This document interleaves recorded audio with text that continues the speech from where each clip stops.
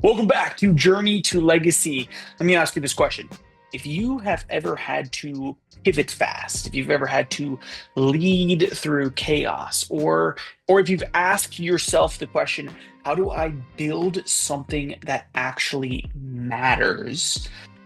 You're going to enjoy this episode a lot. Today, we have a master class for you in resilience, reinvention, how to be purpose driven in your leadership. And it's led by a guy who has lived it. From fighting wildfires to guiding Fortune 500 execs through international travel chaos, I have for you Rob Lee of Swift Passport and Visa Services. Rob has built a business that thrives on uncertainty, but really one that leads with intention. Swift Passport and Visa Services is a company that has helped over 175,000 travelers to navigate the confusing world of global travel documentation.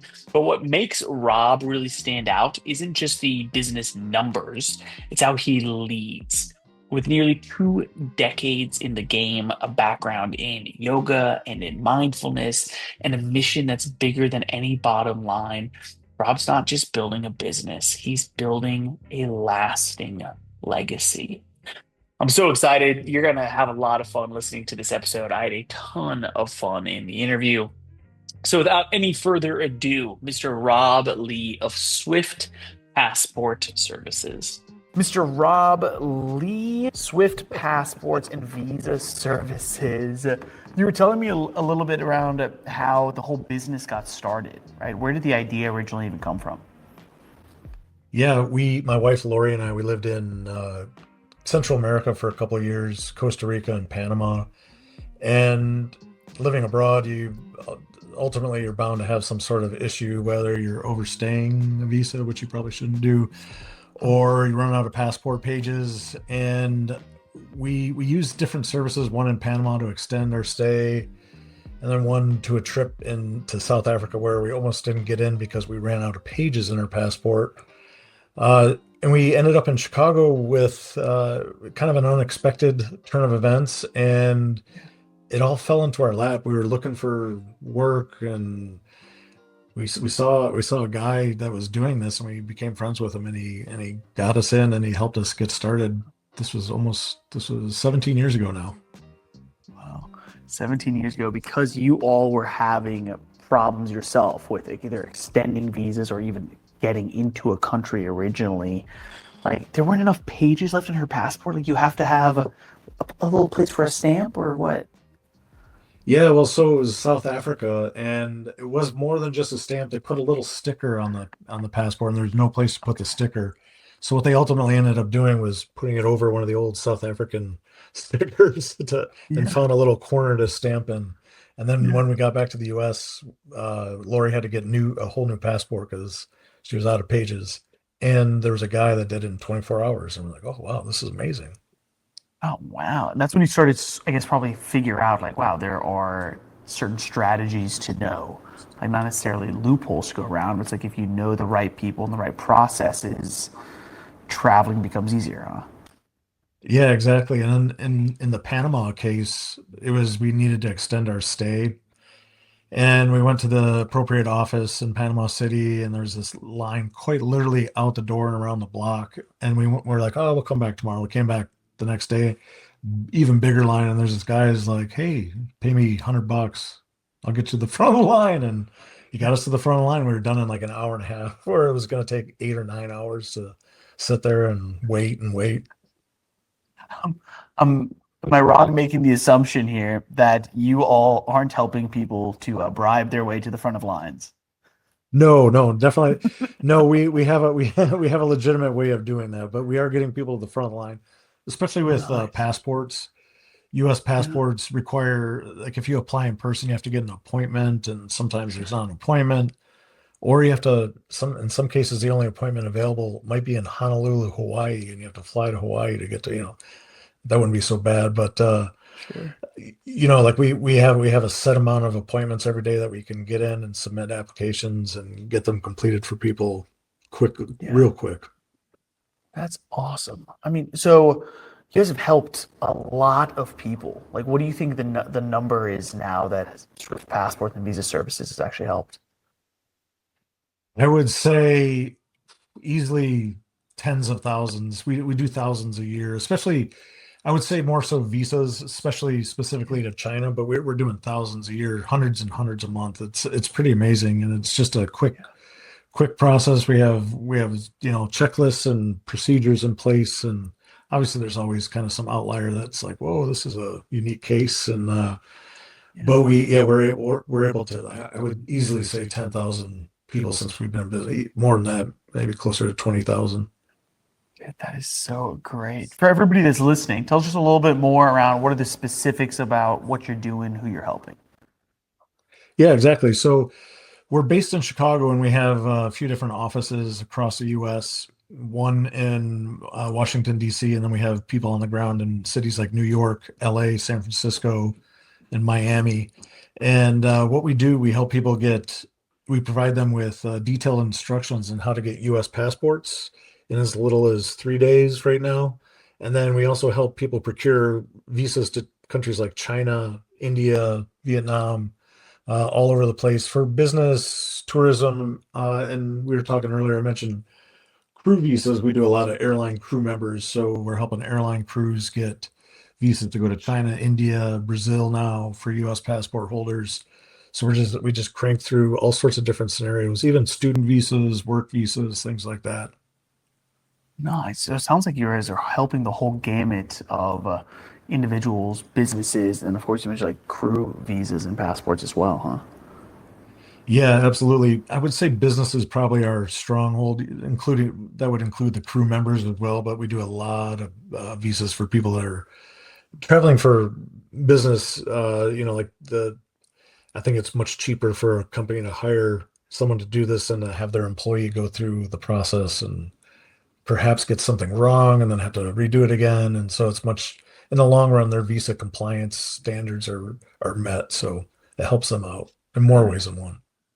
Yeah, I mean, I can imagine from a business side, it's like let's just say that first an employee has to leave the office for an afternoon or a whole day to go sort out their visa and their passport, right? That's costing a company money.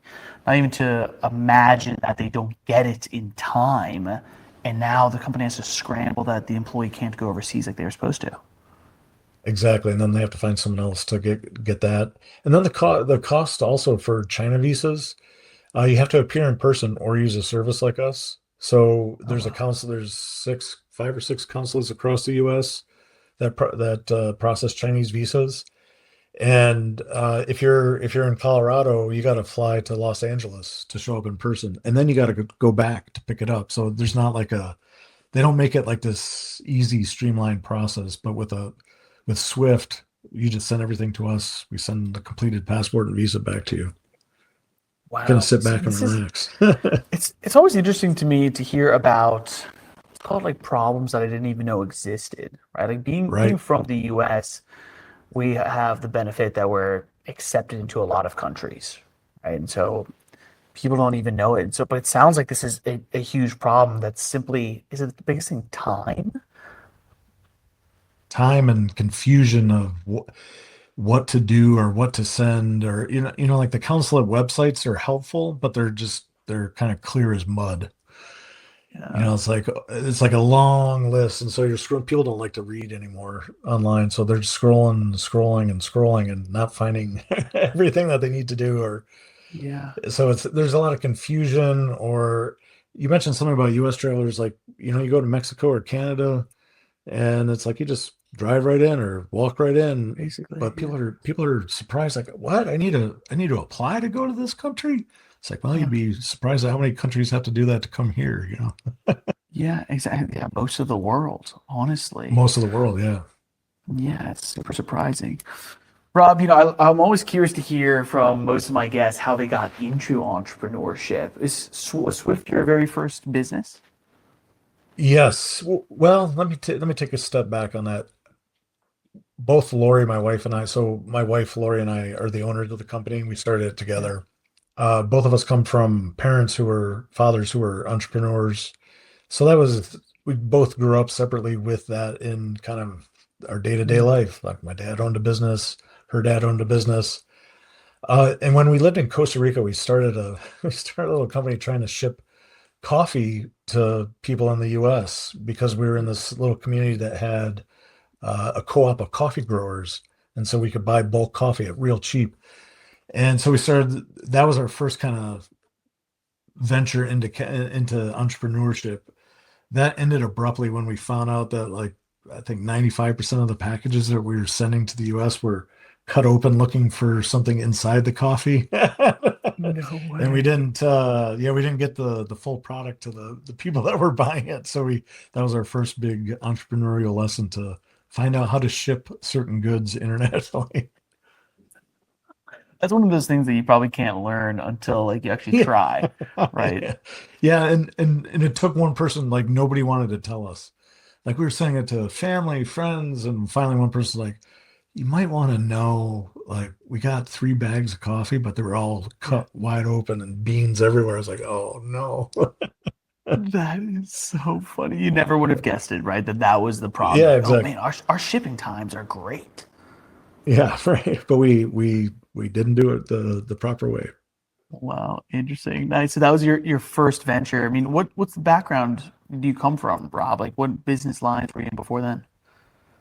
Not business at all. Either was Hmm. my wife. We both went to college for, I went to school for forest and resource conservation, Okay. and Lori went to school for wildlife biology. So we met working for the U.S. government. I was a wildland firefighter, and she was a fire Wow. scientist. So she studied the effects of wildfire, and I put out the wildfires. So it was an interesting meeting. And Yeah. then she took a job in Costa Rica, and I took a leap of faith and followed her down there. Nice. Nice. It sounds like it worked out pretty well.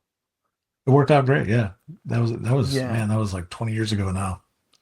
Wow, man, that's great. You know, we come to find that a lot of lessons that we implement in business comes from our past experiences. Hmm. Are there any lessons from when you were fighting physical fires that you can relate to actually fighting the metaphorical business fires? One thing stands out quite a bit, and I think it could be applied throughout life, but in business especially, we were always taught to have good situational awareness. Because you're in a wildfire, like you could be on a mountainside and there could be a log rolling down the hill that's on fire, or just a rock rolling down the hill, or you're under cover of a bunch of trees, branches falling down, or like the conditions of the weather conditions were getting suspect of like extreme fire behavior, let's say. But you apply that to life or business, and it's like situational awareness in any given situation, just like looking, checking your back, and just making sure that you know what's going on, especially when the way a customer, we have so many people that are in high stress situations when they come to us initially. So it's like having a better overview of like just being aware, like, okay, well, this person's coming to us with like an anxiety ridden situation already, like, oh, I'm going to miss my trip. And so if we're aware of that and can process that first, or just have that always front of mind, that there's always a scenario that someone might be reacting from, or Yeah, like yeah. there's so many different things, but just being aware of where we're at any given time is has been, as I think, has been pretty critical for us, Nice. Situational especially with the time. awareness. Yeah, especially with the timing of things. It's like what we're doing is everything's so critical. So it's like the obvious thing is like, well, they have a travel date in 2 weeks. What do we have to do to get it done? Yeah, and almost always, I mean, travel is so stressful for people. What's the reasoning for Hmm. that? The stress for travel, Yeah. I would, I think the biggest thing is we're so used to being able to control things like in our everyday environment, like everything around, like, oh yeah, I can hop on the train to get to work, or I drive to work, I find a parking spot. If you're going out of the country and you don't do it frequently, or it's your first time, especially, like, I think, like, you can't control, you have no idea what you're going to be able to control. Not that people are generally control freaks or anything, but like you lose all control, and all of a sudden you're in this foreign land. Maybe you don't even speak the language. You go to an Asian country from the US, and like everything's written Yeah. in totally different language. You can't even make out words, and you Yeah. just hope that there's English. I think that's the biggest cause for it. Yeah. And then the other thing, like that's probably, everyone thinks it was like, oh, I'm gonna miss a flight, or I'm gonna miss this connection, and I spent so much money, and like it. But I think the control is one of the biggest things, and we see that when people are not necessarily business travelers because they're a little bit more seasoned, but let's say a tourist trip, a family of three or four, they're trying to control every aspect of the situation, and understandably so. I got two kids or Mhm. three kids with you, and I think that's where the stress comes from. Yeah, man, lack of control or the fear of losing control. And something that's something that Swift directly gives to people, right? It's like, Yeah, control, almost guaranteed outcome. yeah, and it's taking one less thing you have to worry about kind of off your plate. Granted, there's still some worry, like, am I going to get this back in time? Like people check in every Mhm. day. When's this going to be done? When's this going to be done? And but I think most people are really satisfied with the fact that, like, oh, okay, I can sit back for the next couple of days and do other things to Yeah, prepare for this trip. man. No, I love that. I think it's so important, right? So to help people calm down in high stress situations already. Rob, when did Swift actually start? We started in 2007. 2007. Okay, been around for a great long while. When the world shut down with COVID, Yeah. what happened? Yeah, that's probably the biggest business challenge that we've had to overcome. Before there's ever even a reported case in the United States, we were on the way to being totally shut down because we do so much business with China. Our office in Chicago actually shares a wall with the Chinese consulate there. Oh And so wow. we get hundreds of people walking by every day, every day.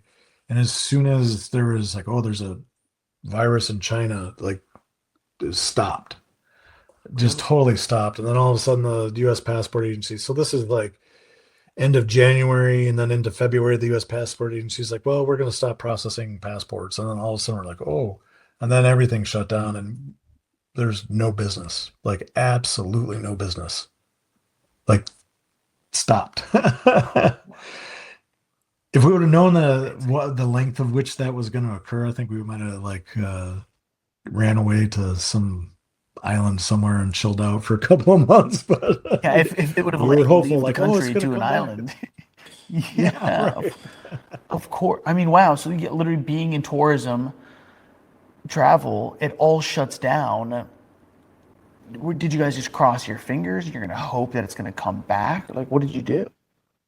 Yeah, I would say for a good half of 2020, we were just like, okay, it's going to come back. This can't go on. This can't go on for too long. And I think partway through 2020, we're like, well, we got to pivot somewhere, and we got to start doing something else. So we started offering kind of more like office-based services. And one thing that we were able to lock into that stuck, like, we tried a bunch of things, and this is the only thing that really stuck. And it's called virtual mail. So we have kind of a prominent address in Chicago, and people were working from home, and they were starting businesses from home, and they wanted an address in downtown Chicago. And so we provide this service. We work with three companies that offer this service, and all of a sudden we had something like, at the peak of that, we had like 3,000 mailboxes, like, in our office, and that was we had to lay everyone off, including ourselves, but it was enough business that we had to bring one of our employees back just to help with that. It was like, wow, at least we got something. And there's a lot of government, like a lot of government grants and loans and things like that that helped us keep like rent payments and things like that. We were able to stay afloat, and like we're monitoring every travel type website or information site to see like, oh, this country's opening up, and then we can help you get to Bali or wherever, like wherever you want to go. And yeah, so it just for yeah, the majority of 2020 was just like it's scary. Man, yeah, I can only imagine being scared, but great pivot to finding essentially another business model during that time period to keep you guys Hmm. afloat and going. Rob, today's day and age, people pivot really, really quickly, right? They start a business idea, then they start a different one. Like, how long should you keep going with an idea when in this situation, right, it was like seemingly it's never going to come back. It's like before you know, you need to pivot. Yeah, we I think looking back in like retrospective view of all of that, if we knew the length of time, we might not have chose to stay with it that long. Mm, mm, I if we would have known ahead of time, we would have been like, oh no, we're done. But like there's just enough of like, oh, this is opening up. Oh, this is, like it's like, oh, a little glimmer of hope here, a little glimmer of hope here. And nothing, there was never really any major things until 2022. So 2021 it was just like this slow like molasses. And then all of a sudden we were like, well, we can't, we're gonna stick this out. And we kind of put like a rough date, like we'll give this another year. And then, like things would open up a little bit more and the US passport agency would start processing passports faster. That was one of our biggest setbacks to be when people started traveling was there was like a 12 million application backlog with the US passport oh, agency, or it wow. was some crazy number, and it was taking like 6 months to get a passport. We Yeah. could get it a little bit faster, but when they started speeding that up, that's when we're like, okay, it's coming back. And it was still a long road, but Sure. back to your original question, I think you just instinctively know. I think there's a point though where you give up and you're like, oh, Mm, this is too much. But like I think that happens like the ego comes in. It's like, oh, this is like you got to do something else. And I think we're apt to switch like, oh, well, this isn't working. But yeah. like we had been in business at that point for like A 15 decade. years, just under 15 years or something like that. And it was Wow. like Yeah. we just had our whole life invested into it. So it was like we gotta stick this out as long as we can. And I think Yeah. I think we would have known when it wasn't time, but Mm, like if it was a new business, I think we would have been like, yeah, like yeah. thank Yeah. you. Yeah. Thanks for trying. Come again. It's like, Yeah, I right. try and just figure out. It's like, how can we make sure that people are starting businesses that they're actually passionate about or businesses that they can see the longevity of and work towards that and not worrying about I have to be successful this year or next year versus 20 years from now, right? How long you guys have been around for? Yeah, exactly. And you know what's interesting? I would say the success that we have now, we didn't have this kind of success that we have now before the pandemic. And it was like almost like Wow. we had an opportunity to rebuild the business from the ground up, which a lot of people don't have, and we feel like extremely fortunate for that opportunity. But to your point, I do believe that we have as a business or an entrepreneur, you have to be able to see.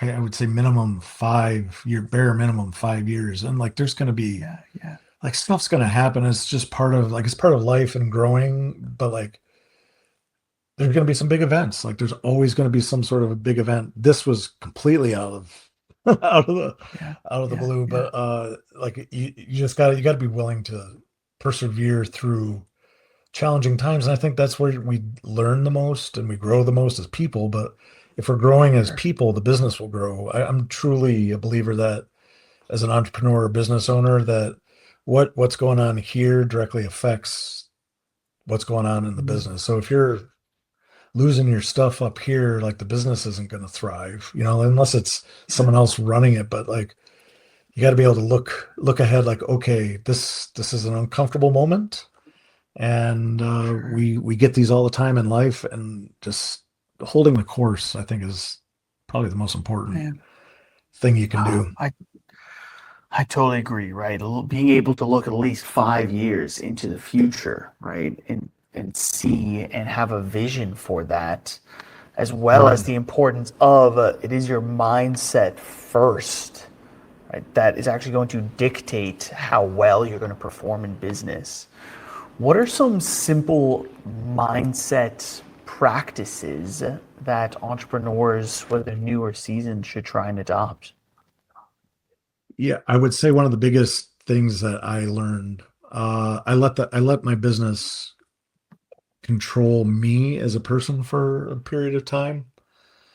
And like the stress of the business, like, oh, I was stressed out. And or like something went well, I was great, but then it went bad and I was down. So it was like I was fluctuating with the so it's I really believe that you have to find purpose within yourself.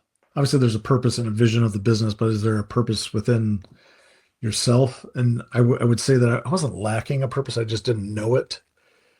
And there's techniques to find that. You really got to follow your passion. Your business might be your passion, but you also got to be able to separate to pursue the passion for fun and for excitement, and not let like I forget what book it is, famous business book, but it's about the pie maker that, oh, you should make a business. You make such great pies. And all of a sudden Yeah, they're making thousands of pies a day and now they don't like making pies. So it's like yeah, you have a purpose within your own world. And again, that purpose can be within the business as well, but not letting the business drive how you are as an entrepreneur. Because it's so nice. easy to fall into that, like, oh, business is great, life's great, business is Yeah, bad, life's bad. And that's what we found out in the pandemic. Everything collapsed around us. But I would say by and large, that was one of the great periods of our life where we got to like, oh, we can take a breath. And like all this was going on, and there wasn't this like stream of income, and but we were able to find peace, and like, wow, it's quiet. We can go for a 2 hour walk in the middle of the day if we want to. Finding yeah. the joy there's always joy and happiness in all situations. There's always joy and happiness in all situations.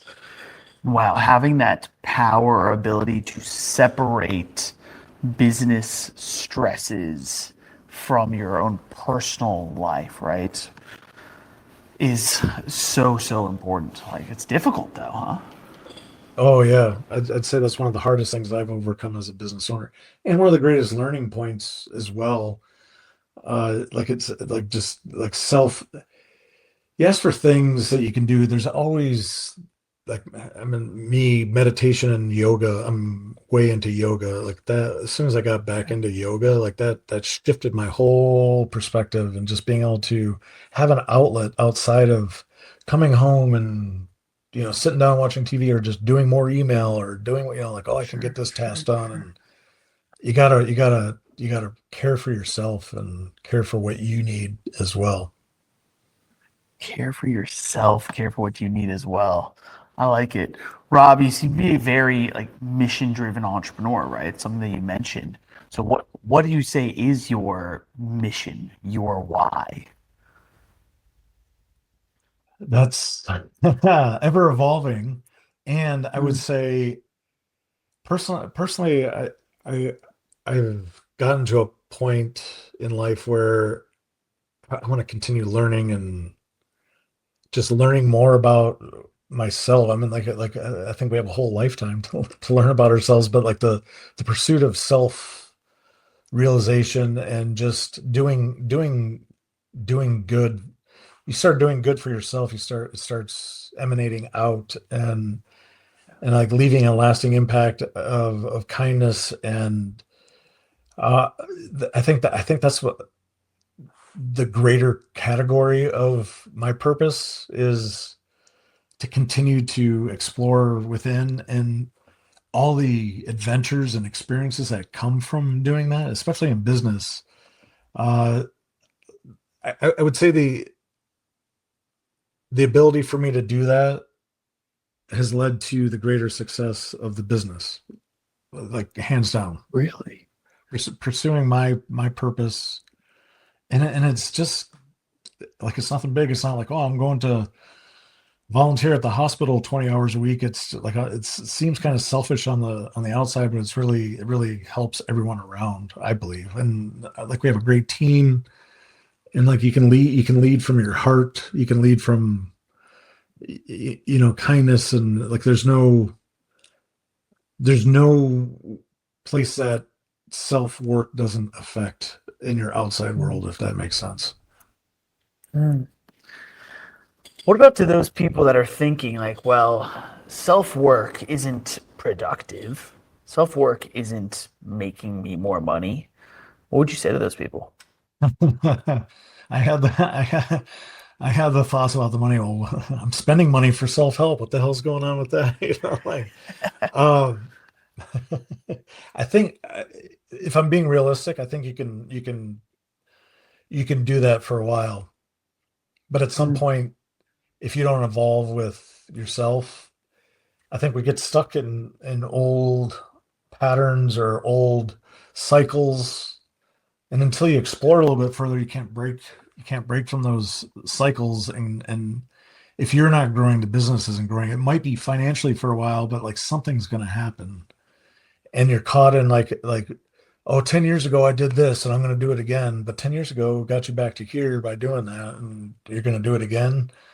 And I just think it catches up to us. It caught up to me. Like I was of the mindset like, oh, I don't need to do that. I can work hard. Like I grew up with the attitude that, or like I was taught that, like if you work hard, anything's possible. And it's like, oh yeah, well that's what I'll do. That's what I got. That's what I got to offer the world, is working hard. And it caught up. I think you could have major health events. I think you could have mental breakdowns, like all sorts of things. Yeah, I mean, when you say it caught up to you, what happened? I think there's a point in 2019 where I wasn't like, what am I doing anymore? Like, we're 15 years into the business. If I look back, I had purpose, but I didn't have purpose that I knew of.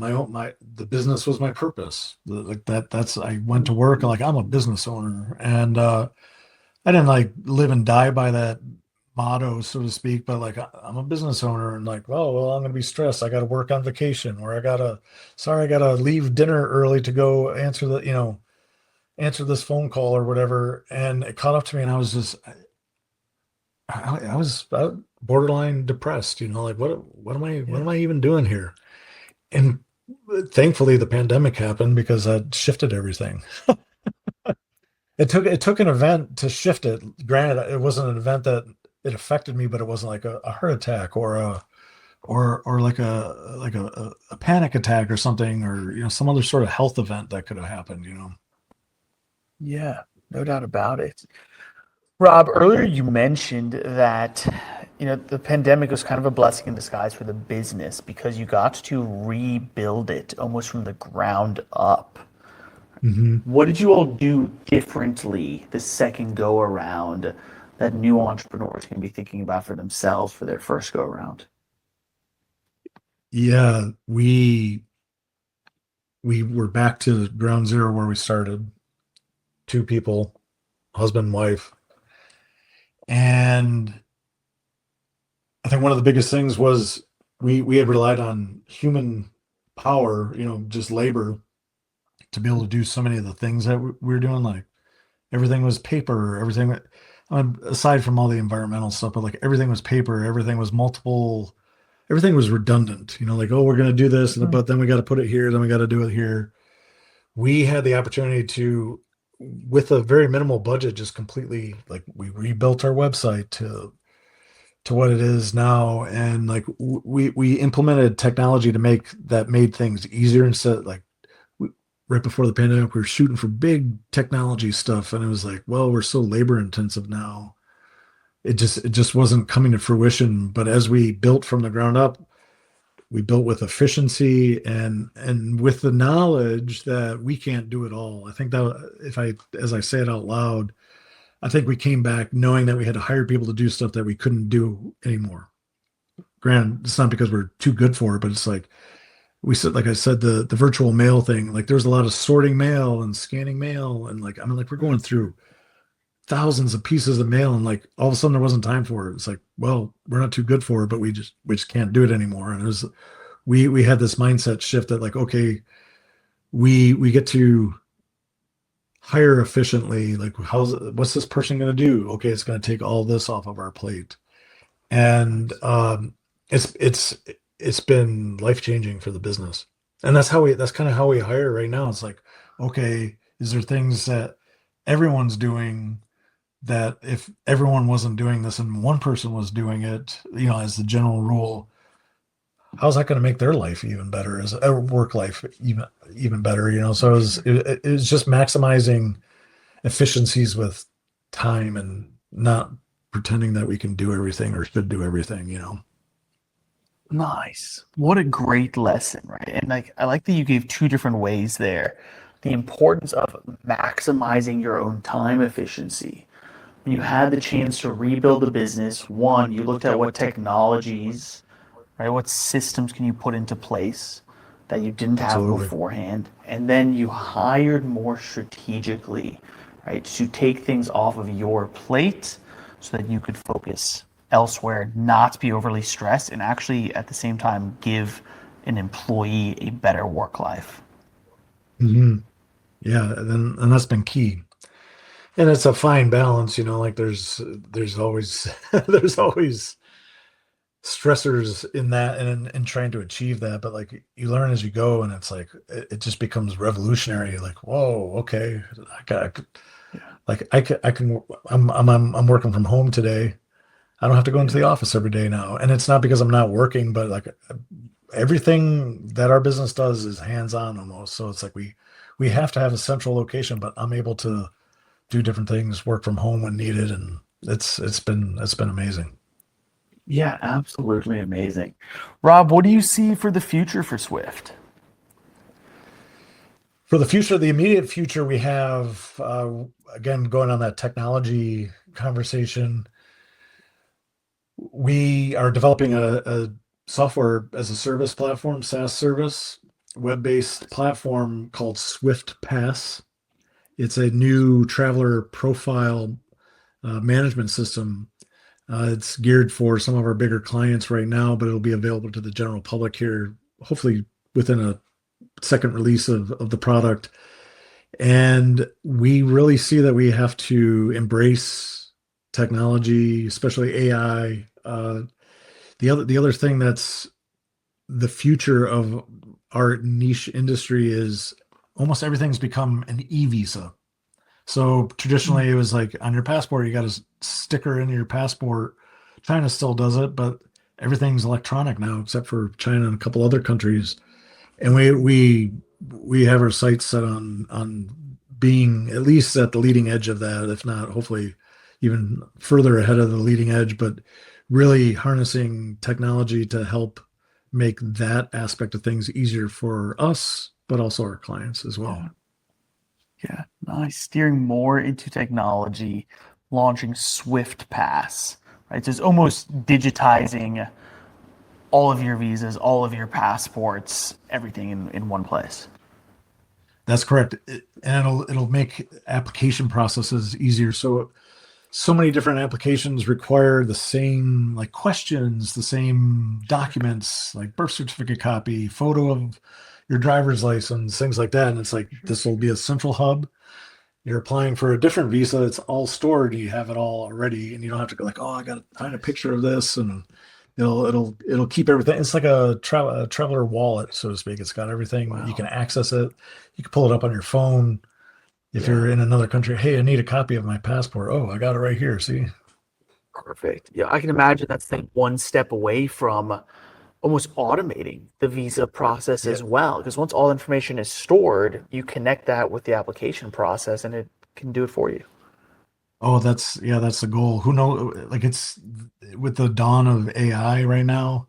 Yeah, yeah. I guess AI is kind of like I didn't think it would be, but it's kind of become like this is really cool. Who knows where it's going to go? We're such in such the infancy of it, and especially with travel documents, like it's gonna everything's gonna change here.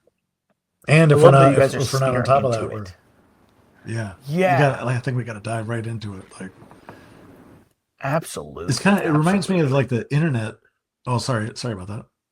No, go. Like the internet back in the late 90s, there's a couple companies still like Salesforce, Amazon. There's a few Mm, companies that were like at the mm. very beginning of it feels like a similar type of situation. It's like a lot of people are still like, this is just silly. And it's like, well, this is beyond silly. Everyone thought the internet was silly. And here we are we're having this conversation across the world on the internet. Exactly, right? Like the internet literally rules the world now. Rob, I appreciate you sharing. Earlier I asked you about like your why and like your mission, and I think that ties into pretty nicely with what people believe legacy to be.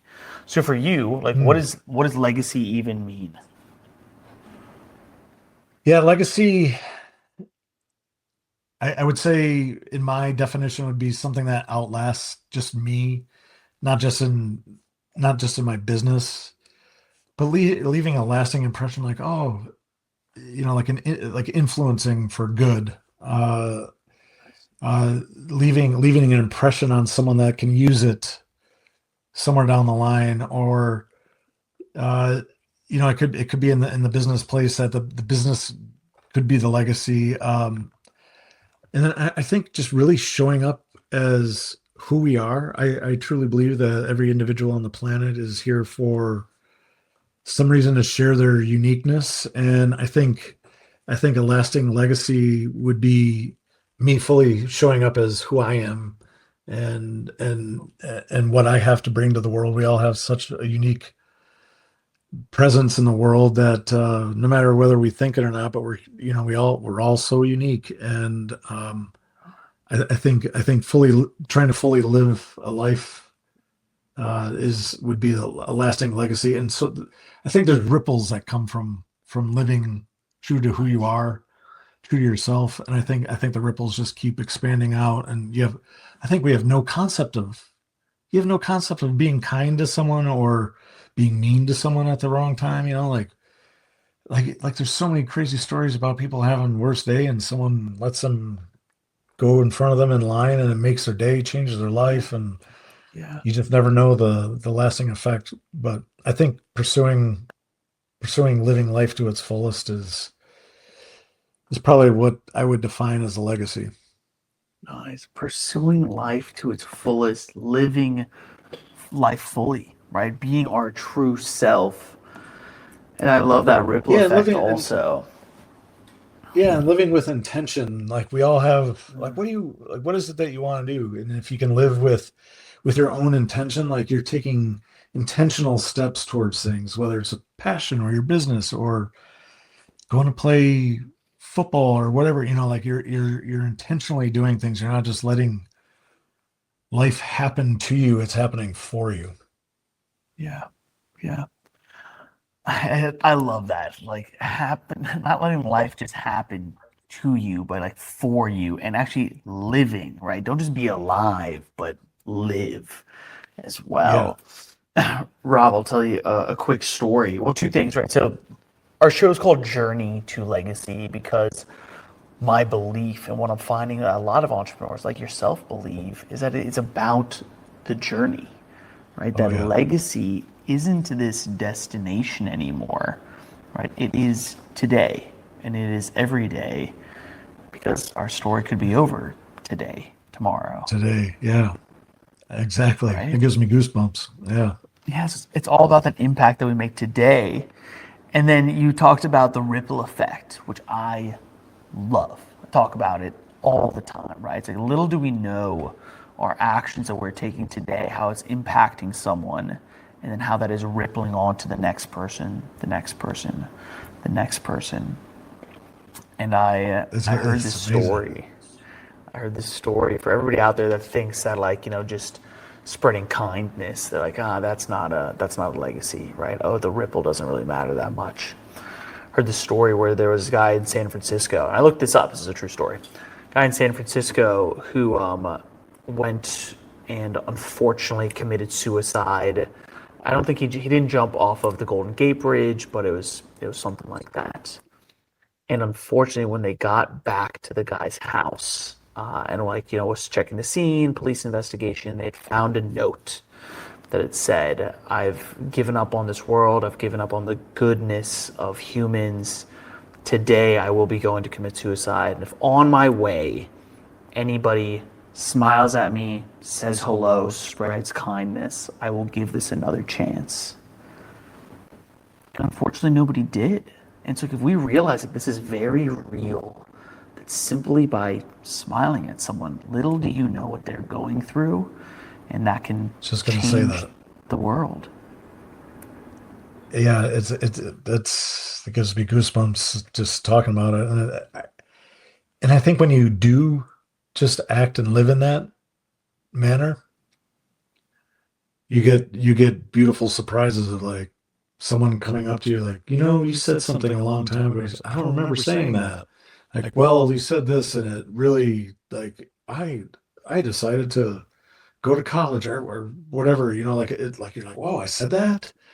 But you get these as you live in that realm, like you get these like this feedback like from the most unexpected places, and you're just blown away by what effect you had on someone. Yeah. It's amazing when we live with intention, right? Intention, purpose, kindness, and realizing that everything that we do today actually has an impact. It changes a lot, huh? Yeah, sure does. Sure does. Yeah. Amazing. Rob, thank you so much for being on today, for sharing your story with us. If people want to go learn more about you or about Swift, where's the best place for them to head? Sure, I'm available on LinkedIn if you want to learn more about me.